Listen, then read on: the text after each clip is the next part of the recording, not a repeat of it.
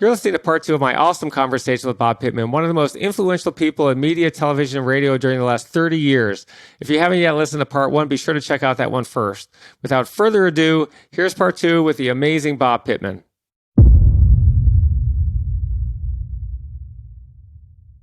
When you left MTV, you started a company called Quantum Media with a record company called MCA. And you quickly sold that company to Warner Communications right as Warner was merging with Time Inc. You became president and CEO of Time Warner Enterprises, and the next year you became chairman and CEO of Six Flags Theme Parks, which Time Warner owned and which wasn't doing well. At that time, and which is still true today, Disney was the theme park leader and was the big brand with 100% name recognition. Six Flags didn't have anywhere near as much name recognition, but it did have a lot of other things going for it. 6 of its 7 parks were larger than the 80-acre Disney World. 84% of the country was within 300 miles of a Six Flags park. It had an average roller coaster speed of 65 miles per hour. To help turn Six Flags around, Time Warner invested $200 million in new rides with Warner-themed characters like Batman. It also spent $30 million on advertising campaigns with slogans like bigger, faster, and closer than Disneyland. And it worked. Over the next 3.5 years, you were running the company. Attendance increased from 17 million to 25 million. And when its performance improved, Time Warner sold 51% of the company to Boston Ventures for $1 billion.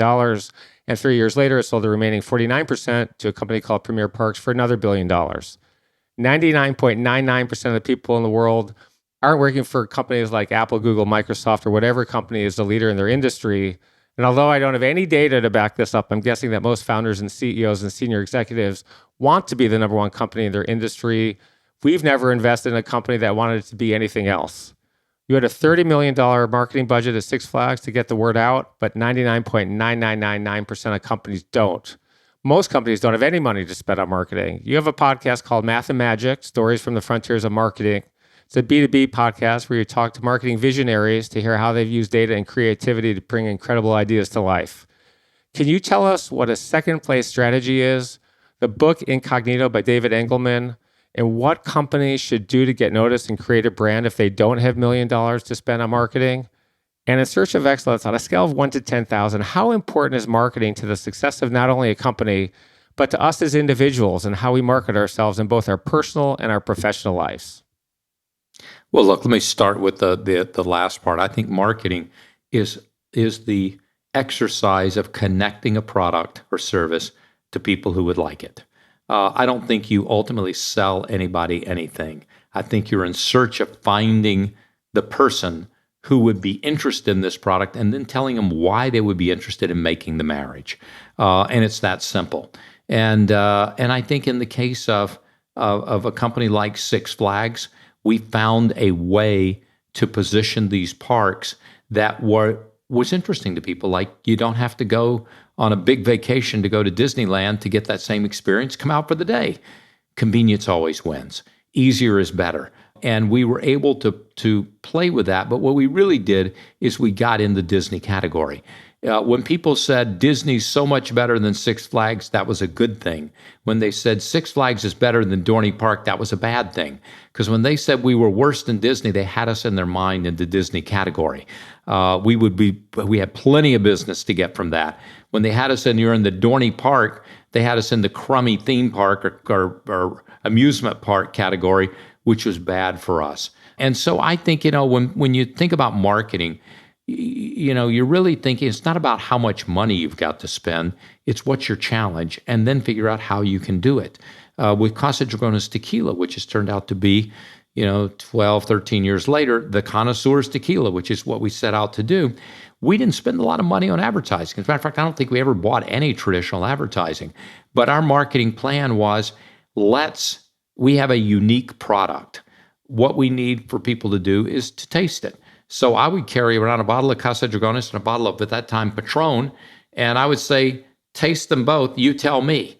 And so we said, we're just going to take a long time. We're going to let people discover this. And we went in through the art world and restaurants and sort of went through those doors to really help connect this product. And then word of mouth built and built and built and built. And that's how we built the brand. In the case of MTV, we couldn't get cable companies to carry MTV. They wanted us to pay them to be carried. We wanted them to pay us. So we decided to in a nice way, cram it down their throat. We were going to do some pull. Let's get the consumer to demand it. So we had Mick Jagger say, call your cable company and say, I want my MTV, and told the consumer exactly what to do. In the case of Six Flags, we told people we're bigger than Disneyland, closer to home. Anybody who wanted to go to Disney was going to Disney. But most people only went to Disney once or twice a lifetime. And so what we're really selling them is you can get a Disney-like experience close to home. Just come on out for the day. A fraction of the cost, a fraction of the hassle. And it worked. I mean, as you pointed out, we had a big attendance jump. I had spotted Six Flags when I had Quantum Media, a joint venture with MCA. I wanted to buy Six Flags, and they didn't want to do it because they already had Universal theme parks, and they said it's a conflict. So I bought my way out of that, sold my company to Warner Communications just as we were merging with Time. And Steve Ross, who was one of my great mentors, the deal I cut with him is, if I come back, can I buy Six Flags? And he said, yeah, I'll buy Six Flags for you. So I bought Six Flags for Time Warner and owned a little piece of it myself. And then 5 or 6 years later, Jerry Levin, who was then the CEO, needed to pay off some debt. He needed to sell something. His board was pushing him to sell off cable systems, which Jerry did not want to do. And I said, Jerry, I think we could get $1 billion by selling half of Six Flags, and we could keep the other half. And he said, if you can do that deal, Bob, go do it, which is what we did. So you sell Six Flags, then you teamed up with a New Jersey hotel franchisor called Hospitality Franchise Systems by Century 21, a real estate brokerage firm that has 6,000 offices around the world. You paid $200 million in cash, which included 10 to 15% of your own money. Similar to what you did at MTV, you grew Century 21 through a strategy that included brand building and national marketing, and also by creating a new franchise sales organization and the early adoption of the internet as a lead generating tool. You're there for a year, and then you're recruiting by AOL to manage AOL Networks, the fast-growing consumer services wing of America Online. Under your watch, AOL grew from 6 million to 30 million subscribers and at one point had 50% of all of the internet users in the United States using it, and the company became profitable. While you were there, you helped pioneer the development of digital advertising, and once again, you went to your playbook and came up with another great tagline, America Online, so easy to use, no wonder it's number one. You're there a few years, and in 2001, AOL announced that it was buying Time Warner for $164 billion in stock, making the combined value of the company $350 billion, and what the press called the deal of the century, and which 2 years later became known as the biggest train wreck in the history of corporate America. You're not into train wrecks, so you leave to start your own investment firm called the Pilot Group, where you made some great investments, including Thrillist, Daily Candy, Huffington Post, Zynga, and Facebook. At this point, you're 57 years old, and you're semi-retired, and you're not really looking for another full-time job in your career. Instead, you were searching for an undervalued company where you could help out a little bit. And after a year, you found one, a company called Clear Channel Communications that had 850 radio stations around the country, as well as a global outdoor advertising division and digital properties. You invested $5 million of your own money when you joined and became an official part-time consultant, but you put in a lot of hours, so much so that your wife said to you, you know, you're not really working part-time, to which you said, I know, but I'm having a really good time. And on November 13, 2010, you went full-time and became chairman and CEO of Clear Channel's media and entertainment platforms. When you joined, the company had $20 billion in debt, which resulted from a 2008 leveraged buyout by the private equity firms Tom and H. Lee Partners and Bain Capital. And ultimately, on March 15, 2018, 4 years after Clear Channel changed its name to iHeartMedia, the company filed for Chapter 11 bankruptcy protection when it reached an agreement to restructure $10 billion of its more than $20 billion in debt. In May 2019, iHeart exited bankruptcy, which reduced your debt from $16.1 billion to $5.75 billion. Before we move on, I want to go back to where you were when you were at the Pilot Group looking for the right opportunity before you joined Clear Channel. You said that many businesses have a better reputation than the facts would suggest, and that Clear Channel had better facts than its reputation, that you love a business like this. As I think about the job market today, I don't know of a single applicant who would be super excited about joining a company that could go bankrupt, or is about to go bankrupt, or has some other highly publicized problems. Instead, most people I know want to work at three different kinds of companies. Stable companies that have been around a long time, name brand companies like Google, Metal, Apple, or Netflix, or sexy startups founded by famous angel investors and venture capital firms that have raised tens of millions of dollars, or in some cases, hundreds of millions of dollars. In the case of Meta, Google, Apple, and Netflix, they've lost more than $3 trillion in market value and have laid off more than 100,000 people in the last 2 weeks, meaning what used to be sexy isn't so sexy anymore. When people are looking for jobs in today's job market, which is very unstable, where should a company's financial stability or sexiness rank in our search?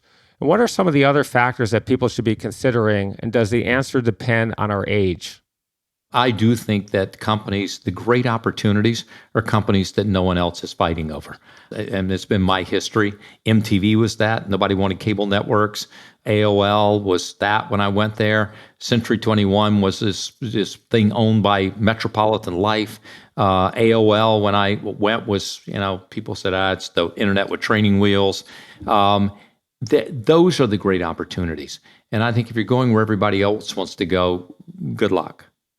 Let's talk about risk and complacency and how they factor into our success. We've talked about your willingness to take risks as one of the main themes of your career, not only from moving one company to another, but also to work in new industries.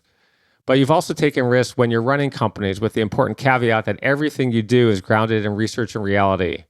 You've mentioned one of your great mentors was Steve Ross, who was a former CEO of Time Warner, who taught you there was value in risk and who told you that you would never be fired for going out on a limb, although stagnation would be fatal. You've made that part of your own DNA and have said that our biggest risk is complacency. Why is that? Can you tell us what Steve said to you when you made a profit at MTV instead of giving you a, hey, congratulations, slap on the back? And in search of excellence, why are failure and success the same thing? Well, I think what Steve said, which really opened my eyes, I always had the mission of try and get this thing profitable. Realized we were going to be profitable. I call Steve, say, I got to come see you. Go to his office. I'm expecting an attaboy. And I tell him, we're going to be profitable. He says, good, here's what we can do now.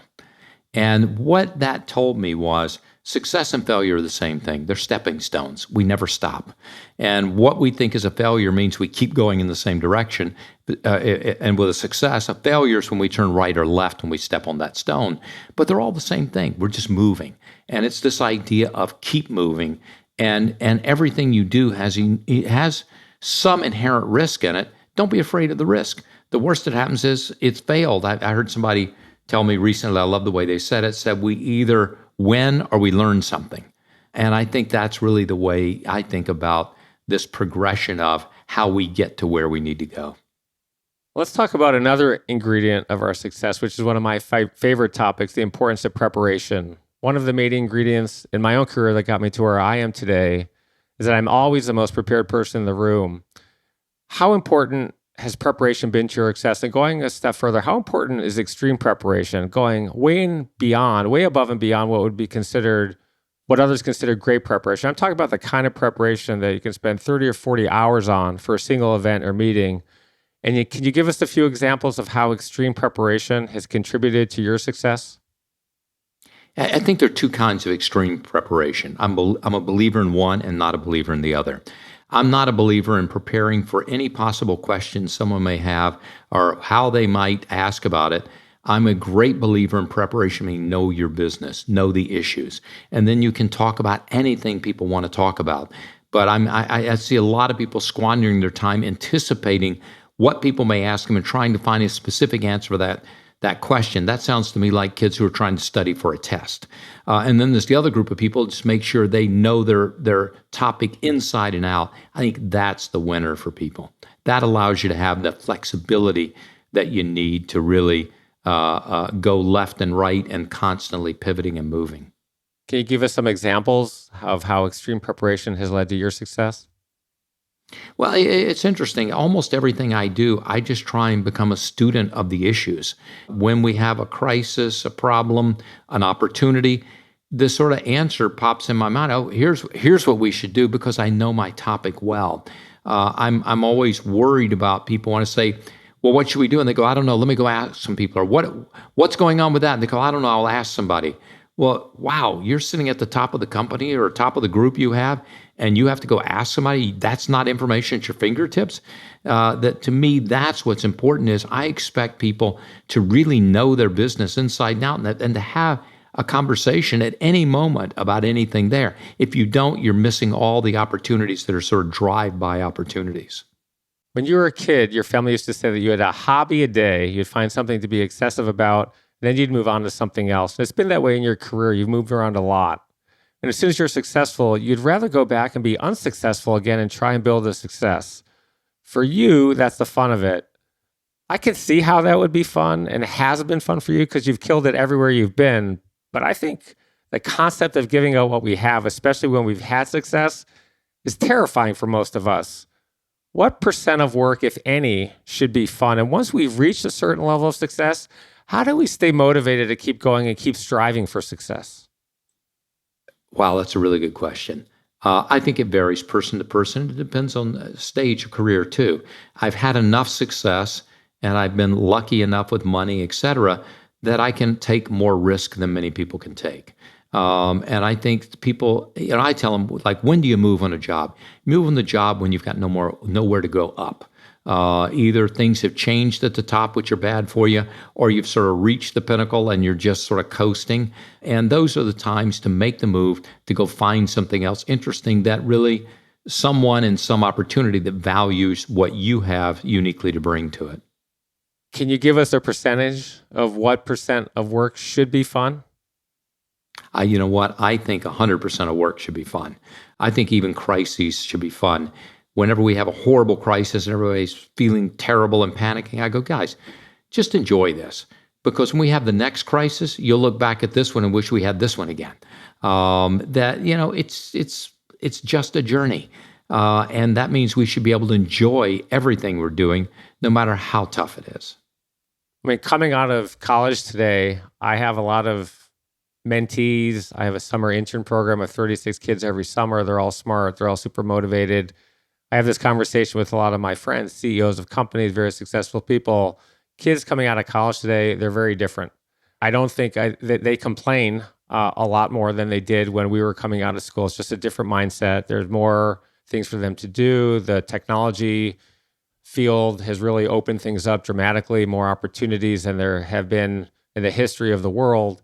And I think that a lot of young adults today don't find work fun. And when they have a little bit of bump in the road, they want to switch firms. And I tell everyone they got to stay on their job for 2 years because you need to experience difficulty in work to make yourself successful in your career. Do you agree with that?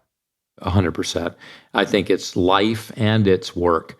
That the worst thing you can do is when you hit some adversity to stop and go somewhere else, as opposed to just figure out how to get through it. And the challenge of getting through something is where you learn the most. And by the way, at the end of the day, it's the most rewarding. At the end of it, you go, wow, look at what we did. That was hard work, but I'm proud of what I did. And I think that becomes very important for kids. And by the way, even people my age. What percent of our success is comprised of hard work versus other categories that go into the success categories? And what are the other elements of success besides hard work? Well, I think I don't think it's a pie shape. I think it's probably parallel bars. I think your hard work has to be near 100. I think your curiosity needs to be 70, 80, 90%. I think your ability to listen and collaborate needs to be better. Teams win, people don't. No matter who gets the credit, it's the team that's winning. And I think those are really the key elements to success. Let's talk about radio. And to do that, let's go back to 1895 when a guy in Italy named Guglielmo Marconi invented what he called the wireless telegraph while experimenting in his parents' attic. He used radio wave to transmit Morse code, and the instrument he used became known as the radio. And in 1906, he won the Nobel Prize in Physics for his invention. In December 1906, a Canadian man named Reginald Fessenden was living in Brant Rock, Massachusetts, when he produced an hour of talk and music for technical observers for any radio amateurs, which was the first radio broadcast in history. The first news radio program was broadcast on August 31st, 1920 by station 8MK in the great city of Detroit, which still exists today under the all-new station WWJ, which is today owned by CBS. Since then, radio has come a long way. Today, 92% of Americans listen to broadcast radio at least once a week. In the United States, adults spend an average of 102 minutes a day listening to radio. Spotify today has 433 million users, and there's a perception out there by many people that streaming is more popular than radio, but that perception is dead wrong. Can you tell us why that is dead wrong and about the importance of companionship and what is so special about radio? And looking to the future, is the metaverse really going to be the next big thing? Or is the $800 billion in value that Facebook has lost since it's changed its name to Meta a year ago, which is more than the market cap of Tesla and Berkshire Hathaway, just a blip along the road. Well, look, I think Spotify and radio are not competitors. They're really two completely different products. The ancestor of Spotify were CDs and vinyl and downloads on iTunes. And people listen to the music collection when they want to escape the world, go into their own little zone, get in a mood. Most people, we're humans, are social animals. What radio does is it keeps you company. 25% of our stations play no music. They're news talk or sports talk or other things, opinion. But what's common about them all is we're keeping people company. Podcasting is a natural extension of radio. It's the reason we're number one in podcasting, because it's very host driven. And you're going to ride to work with Ryan Seacrest every day, or Steve Harvey, or Ellen Kay, or whoever, or Elvis Duran. These are people who you know and trust and become your friends. And that's the reason, 20, 30 years ago, TV reached more people than radio. Today, iHeart in our broadcast radio reaches over 90% of Americans every month. The biggest TV network reaches about 35%. And Spotify reaches less than 20%. And why is that? Because there's nothing more paramount to people than hanging out, having somebody to ride to work with, somebody who's talking to me while I'm brushing my teeth, while I'm cooking, while I'm working in the yard. And that's what radio has done, and done so well over the years, and continues to do. And now we say metaverse. Where does metaverse fit in? Look, I think the metaverse is very interesting. It's an extension of real life. I've always thought things work better, or things are a hit when they do something you already like to do, but make it easier. The metaverse makes some things easier, and they're fun to do. Primarily today, it's around games. I've not seen any breakout of any big success beyond sort of gaming or something closely allied with that. We're in the metaverse with iHeart Land on Roblox and with and Fortnite. Meta, I think, built some huge AI. They've got a big social graph. I think jury's still out as to whether they can turn that into the metaverse, and can they find a use for the metaverse beyond sort of the limited game playing. You mentioned the podcast business, and let's give a little history lesson on this one. Podcasting was invented in 2004 when Adam Curry, a former MTV video jockey and a software developer named Dave Weiner, coded a program known as iPodder that enabled them to download internet radio broadcasts on their iPods. It's exploded since then. It's been a huge focus of yours at iHeartMedia. On September 9th, 2018, you acquired a company called Stuff Media for $55 million. It was a huge price back then. It had launched in 2008 and was the original trailblazer in the podcasting industry, and owned the How Stuff Works podcasting businesses, as well as 25 other shows. The podcast business is booming, and it's catching up to radio. More than 244 million people of American adults listen to radio each month. There are currently 140 million monthly podcast listeners in the U.S., a number that's expected to increase to 164 million people by the end of next year. 41% of people in the U.S. listen to at least one podcast a month, and 28% listen to one every week. B. Riley just came out with a report predicting there's going to be $2 billion of ad revenue in podcasting this year, and it's forecasting that number will increase to $6 billion by 2026. What's the future of podcasting, and when are you going to buy my show for $50 million? Could we buy my show first for $50 million? Conflict of interest. Exactly. It's interesting. I think that podcasting is basically radio on demand. Just like I would argue Netflix is sort of TV on demand. And it's doing the same sort of thing radio does, except I get to select exactly what I want, and I get to listen to it when I want to, as opposed to being in linear form. And I think that's one of the reasons iHeart has done so well. We early on said, wait a minute, this is very adjacent to radio. We can promote stuff on the radio. It's a common experience. We can talk about it. We can build hits. And today we are bigger than the next two podcast publishers combined. And to me, that is not a testament to we're geniuses. It's a testament to we have the right assets and we're doing the right things with them. And I think this business shows no signs of abating. It's interesting, talk radio has a real older audience skew. Podcasting has a younger audience skew. So people are interested in talk. It's just different topics and in different forms. And fortunately for us, I think we saw it early enough to get in and build a leadership position before the world began to consolidate. Let's talk about the value of relationships and, as a related topic, mentors. As an entrepreneur, I think it's important for all of us, whether you're starting out or not, to seek out people who can mentor you or help you and create value for you by introducing you to new people, investors, or relationships on the business side. You and I have a mutual friend who's since passed away named Gil Friesen. When we were starting our technology company, there were four of us in a professor's little office. We had 6 computers, and we had an idea to change the way that content was served on the internet. I had a relationship with Gil Friesen. Gil had been the third employee, well, the first at a record company, which they then sold for a lot of money. And Gil knew a lot of people in the media business. And I met him. I was dating my ex-wife. We went to Sun Valley, and Gil had us over for dinner and drinks one night. A very interesting person, as you know, very cultured. We became close. And Gil, when I was thinking about leaving Sun America, I was the assistant to the chairman. I had a great job, but I wanted to do something more, start my own company or even run a company at a young age. I was 29 years old at the time, 27 years old at the time.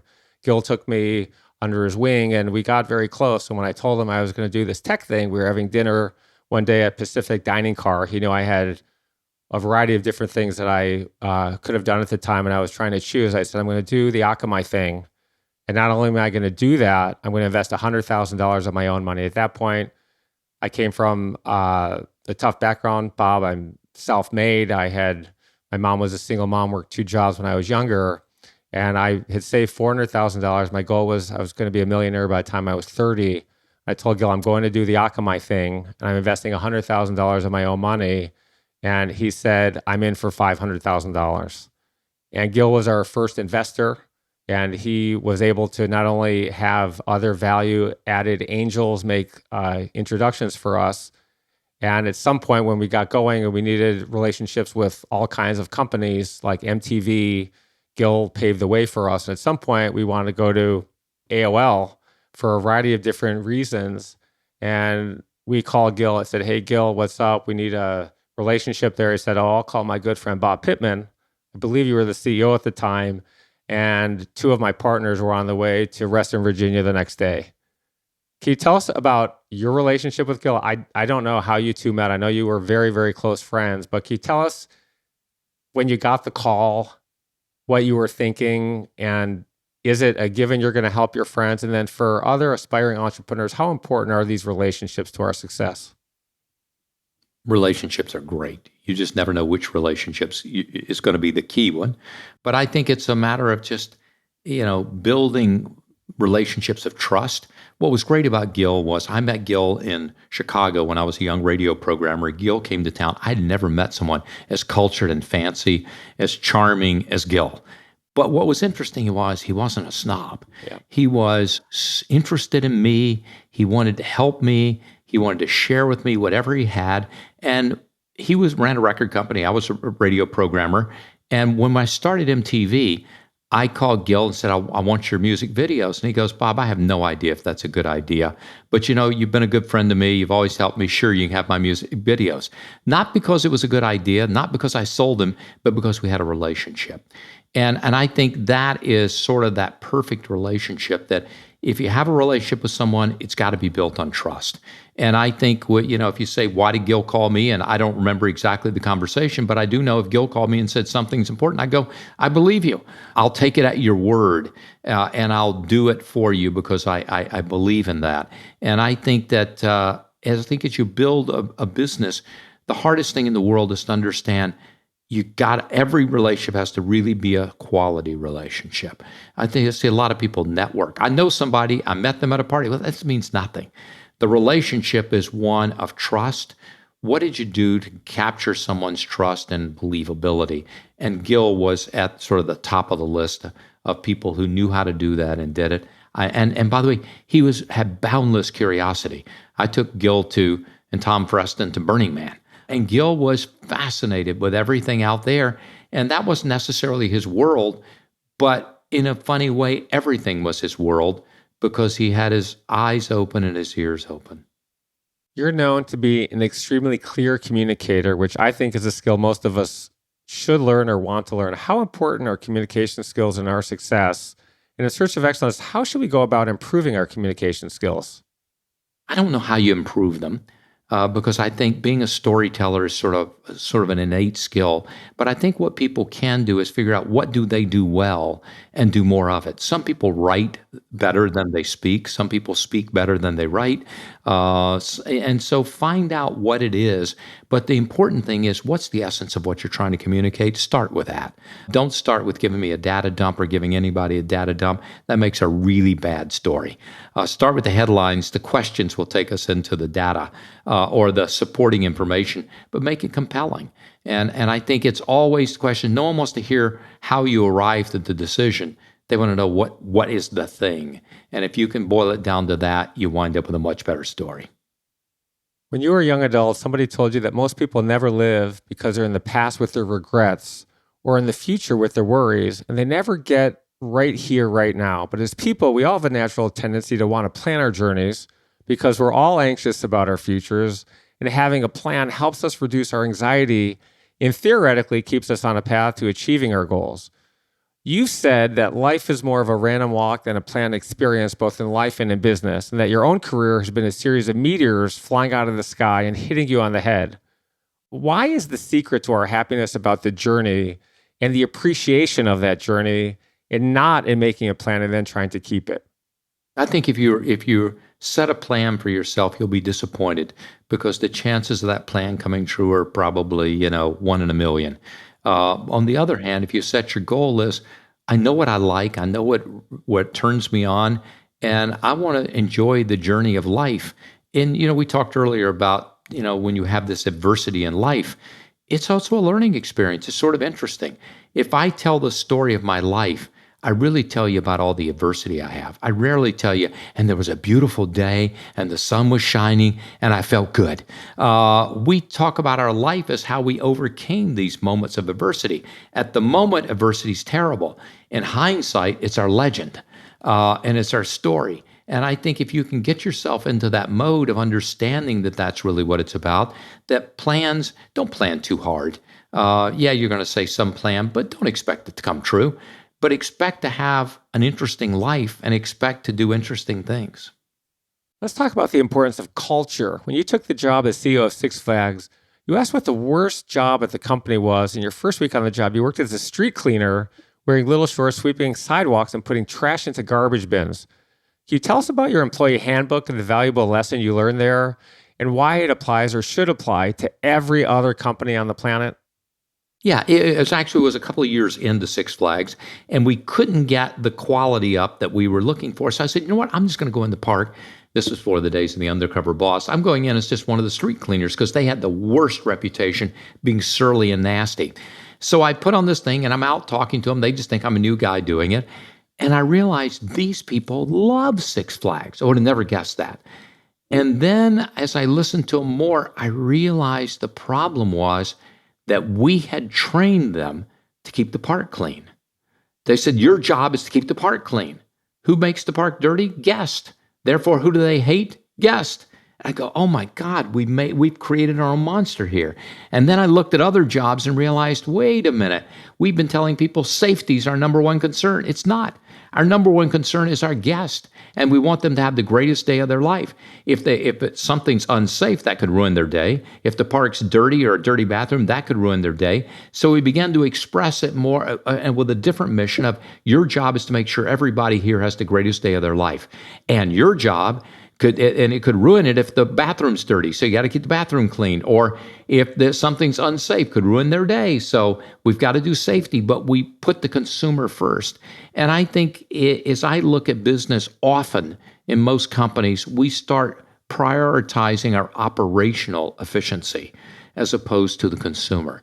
And I think the lesson from that is the consumer always comes first. And listen to the consumer, serve the consumer, even if it's harder. People go, well, we could do that, but that's hard to do. Well, great. Well, then we need to do what's hard because what we need to do is serve the consumer, not serve ourselves. You said one of the worst things in business you can do is not make a decision. And on the flip side, you said if you probably can get 50% of decisions right most of the time, you're a genius. How can that be that you're a genius at 50%? I think almost every decision we make is the wrong decision. The great people just keep trying and changing until they get it right. Most of the decisions we're trying to make, it's unknowable. You got to try something. So many people get paralyzed because they think they're going to study and review and take time, and that somehow will make the decision better. It doesn't. It sometimes all that thinking makes it worse. And so for me, it's just like make a quick decision. Everything's better done sooner. Hurry up, make the decision. What are you going to know tomorrow? You don't know right now. If the answer is nothing, then make the decision right now. And when invariably you're wrong, be quick to admit it's wrong and try something else until you finally get it right.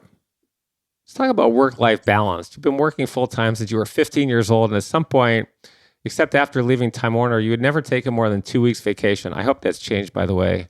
You've been married, divorced, or remarried. You have 3 kids.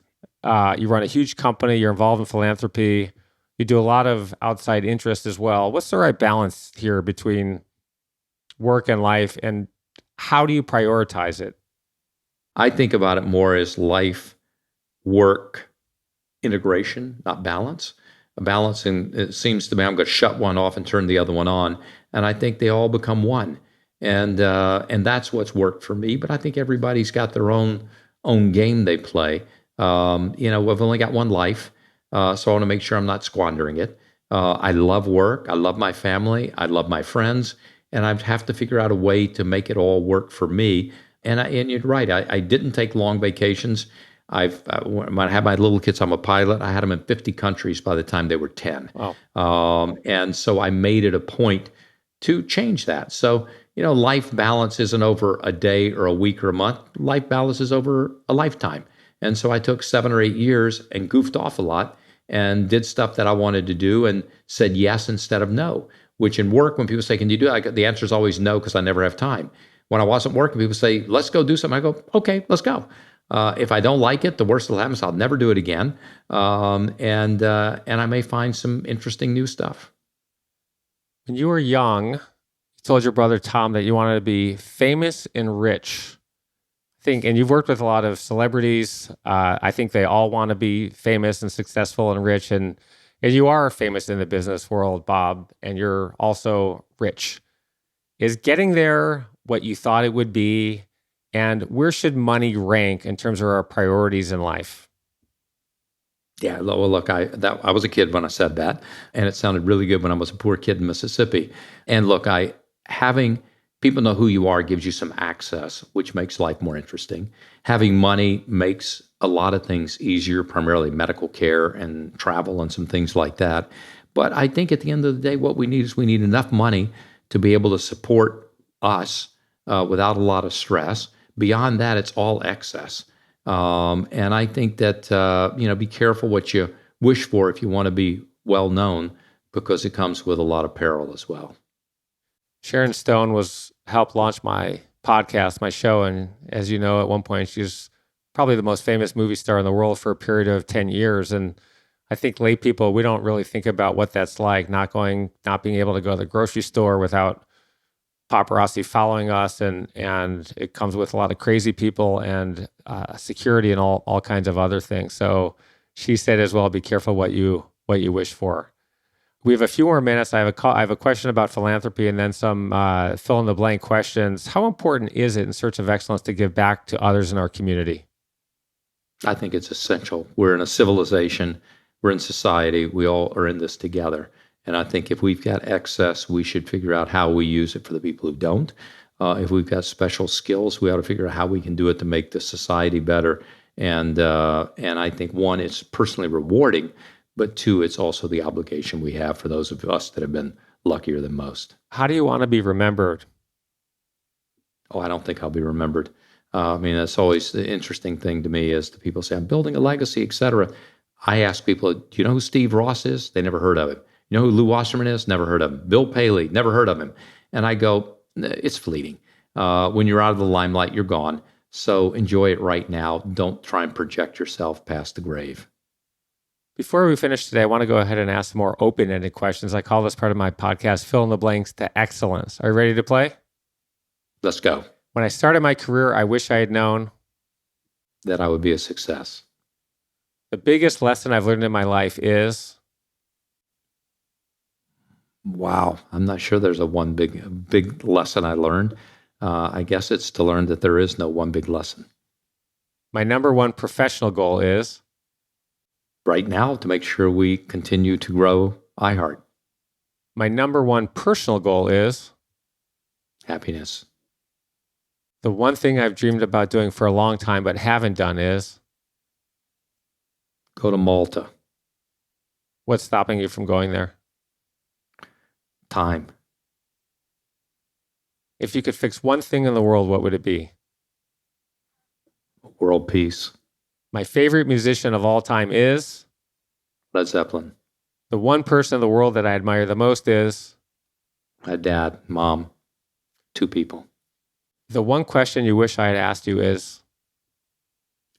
I have never seen such preparation. I think you found out more about me than I remembered about me, and it shows why you're doing so well. Thank you, Bob. I appreciate it. Bob, you've been somebody I've admired for a very long period of time. I grew up with MTV and AOL, and I was super excited and appreciative for what you did for us at Akamai when we were just starting. You've been a phenomenal role model. You've inspired many millions of people with your success, humility, and your philanthropy. You've really made an incredible, immeasurable contribution to our culture and the way we think about it today. I'm very grateful for your time today, and thank you very much for sharing your story with us. Well, thank you, and this has been great fun. Thanks.